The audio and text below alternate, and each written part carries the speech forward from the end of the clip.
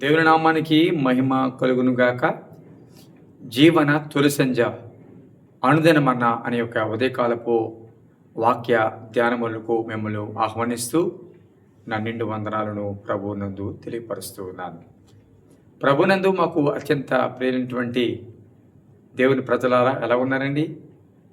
కుటుంబంలో అందరూ బాగున్నారని, కుటుంబము క్షేమకరంగా ఆరోగ్యంగా నడుస్తుందని, దేవుని కృపచేత ముందుకు కొనసాగుతున్నారని నేను నమ్ముతూ ఉన్నాను. దేవుడు మీ ప్రతి బాష్పబిందును తొడవాలని, మీరు ఎదురు చూస్తున్న ప్రతి ప్రార్థనకు తగిన కాలమందు ఆయన చిత్తానుసారముగా సమాధానం ఇవ్వాలని నేను మనసారా కోరుతూ ఉన్నాను. ప్రియదేవుని బిడ్డలారా, ప్రతిరోజు ఉదయం 6 గంటలకు అందించబడుతున్నటువంటి ఈ జీవన తొలి సంధ్య అనుదినమన్న ఈ క్లుప్త వర్తమానాలను బట్టి మీరు ఆధ్యాత్మికంగా బలపరచబడుతున్నారని నమ్ముతూ ఉన్నాను. మీరు బలపరచబడుతున్నారు అని అనుకుంటే తప్పకుండా అనేక మందికి షేర్ చేయడం మర్చిపోవద్దు. సబ్స్క్రైబ్ తప్పకుండా చేసుకోండి. అనేక మందిని సబ్స్క్రైబ్ చేసేటట్లుగా ప్రోత్సహించండి. తద్వారా అనేక మందికి ఈ వర్తమానం వెళ్ళే అవకాశం ఉంటుంది. అంత మాత్రమే కాదండి, మీ ప్రార్థన అవసరతలు కూడా తెలుసుకోవడానికి మేము ఇష్టపడుతూ ఉన్నాం. మీరు ఎలాగూ ప్రార్థన చేస్తూ ఉంటారు. అనేక విషయాలు కుటుంబ పరంగా, వ్యక్తిగతంగా చెప్పేవి, చెప్పకూడనివి, లేకపోతే చెప్పలేనివి ఎన్నో ఉంటాయి. అవన్నీ మీరు ప్రార్థన చేస్తారు.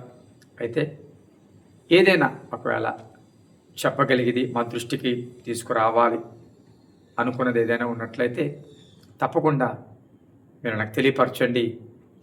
మేము కూడా మీతో పాటు ప్రార్థన చేయడానికి మేము ఇష్టపడుతూ ఉన్నాం. దేవుని బిడ్డలారా, మరి దేవుడు మనల్ని ప్రేమించి మరొకసారి ఇష్టమైన దినాన్ని ఇచ్చాడు కదా.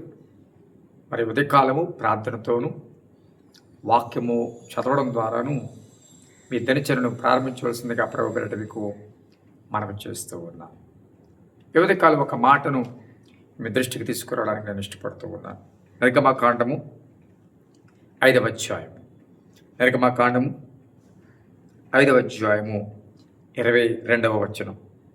మోషే యెహోవా ఎద్దుకు తిరిగి వెళ్ళి, ప్రభువా, నీవేళ ఈ ప్రజలకు కీడు చేసితివి, నన్నేల పంపితివి, నేను నీ పేరట మాటలాడుటకు ఫరో యొద్దకు వచ్చినప్పటి నుండి అతడు ఈ జనులకు కీడే చేయుచున్నాడు. నీ జనులను నువ్వు విడిపింపను లేదు అనెను. ఒక నిరుత్సాహమైన ప్రార్థన మోషే, ఒక నిరుత్సాహమైన మొర్ర ఈ స్థలములో మోషే పెడుతున్నట్లుగా మనం చూస్తూ ఉన్నాం.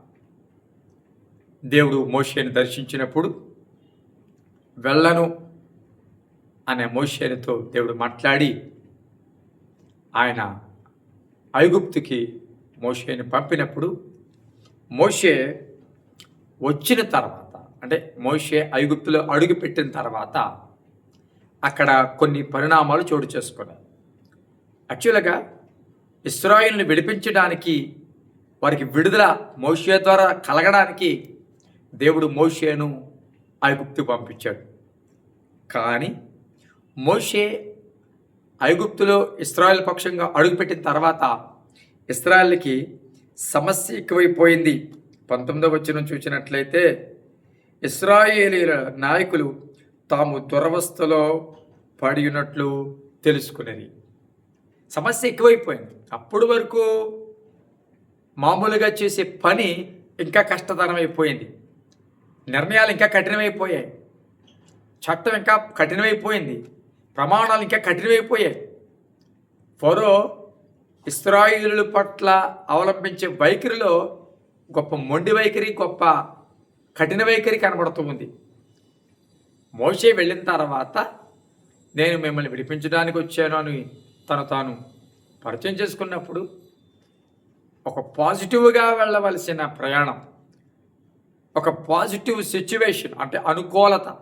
నిజమే, ఇతడు రావడం వల్ల మనకి ఆశీర్వాదం, ఇతడు రావడం వల్ల మనకి విడుదల వస్తుంది అనే ఒక ఆలోచన రావాల్సిన ఇశ్రాయేలుకి ఎలాంటి తలంపు వచ్చిందంటే, ఇతడు రావడం వల్ల సమస్యలు ఎక్కువైపోయాయి. ఇబ్బందులు ఎక్కువైపోయి అని ఒక ఆలోచనలకు వచ్చారు. అలాంటి పరిస్థితులు మోషే దేవుని సందులో ప్రతిమలాడుతూ ప్రార్థన చేస్తున్నాడు. ఒక నిరాశతో, అయ్యా నువ్వు పంపించింది ఎందుకు అసలు?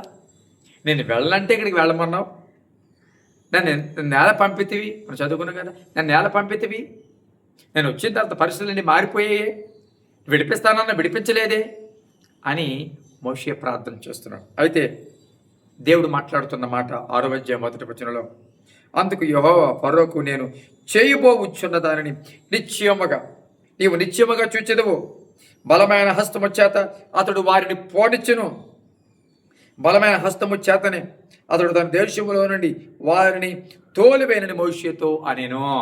నిరుత్సాహంతో ప్రార్థన చేస్తున్న మోషేతో దేవుడు మాట్లాడుతున్నాడు.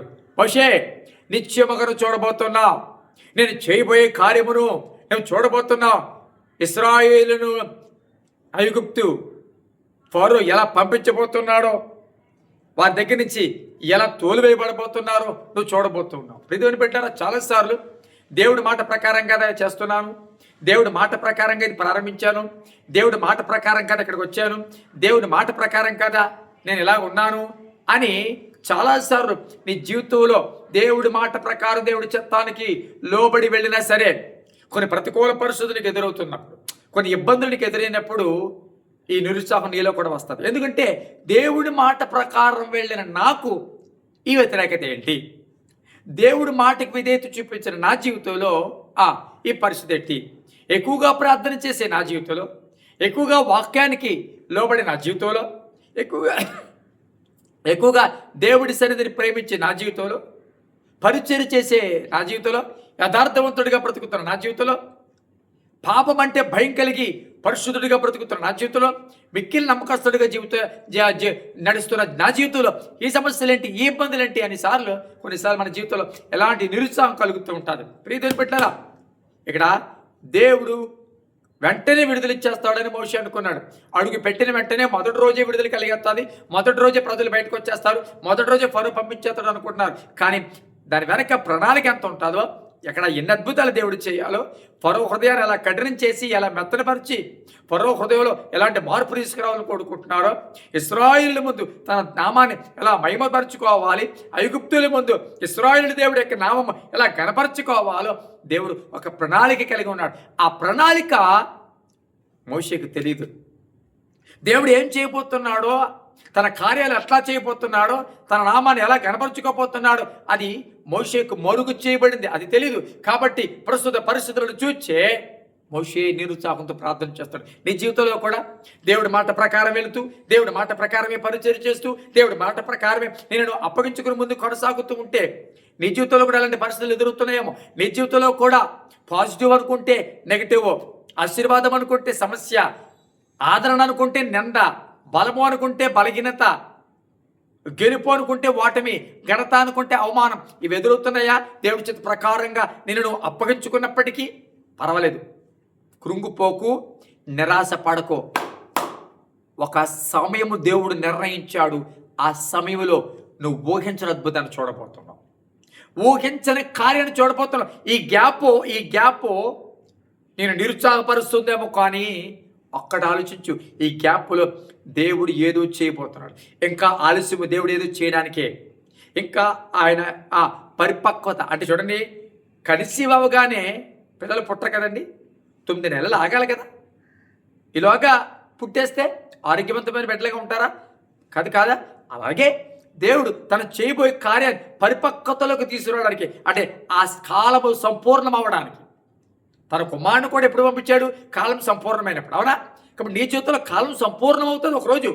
ఆ కాలం సంపూర్ణమయ్యే వరకు కాస్త ఆలస్యం అనిపించవచ్చు, కానీ దేవుడు అద్భుతాన్ని చేయబోతున్నాడు. కాబట్టి ఈ మాటల చేతను బలపరుచుకో, ఆలస్యమో అనుకోవద్దు, లేదంటే నమ్మకస్తుడిగా వెళ్తున్న నా జీవిత సమస్య అనుకోకు. దేవుడు తన కార్యాన్ని చేయబోతున్నాడు. ప్రార్థన చేద్దాం. పరిశుద్ధమైన తండ్రి, నీ పరిశుద్ధ నామానికి స్తోత్రములు. ప్రేమించి ధనమించు దినమును బట్టి సమయాన్ని బట్టి నేను స్తుతిస్తూ, ఈ మాటల చేత ప్రతి ఒక్కరు నిరుత్సాహపడిన వారి ప్రతి ఒక్కరు మళ్ళా ప్రోత్సహించబడి విశ్వాసంతో కొనసాగలిగిన కృపద ఇచ్చేయండి. వారి యొక్క దినచర్యలను దీవించండి, వారి కుటుంబాలను దీవించండి, వారి చేతి వృత్తులను దీవించండి, వారి వీళ్ళు బలపరచండి, అనారోగ్యంగా స్వస్థపరచండి, మహిమ పొందండి. గర్భిణీ స్త్రీలను జ్ఞాపకం చేసుకోండి, వివాహం కావలసిన వారు, చదువుచున్న బిడ్డలను మీరు జ్ఞాపకం చేసినప్పుడు సేవకులు వారి పరిచయలను కూడా మీరు దీవించమని యేసు నామములో ఇచ్చినాం తండ్రి. ఆమేన్. Thank you.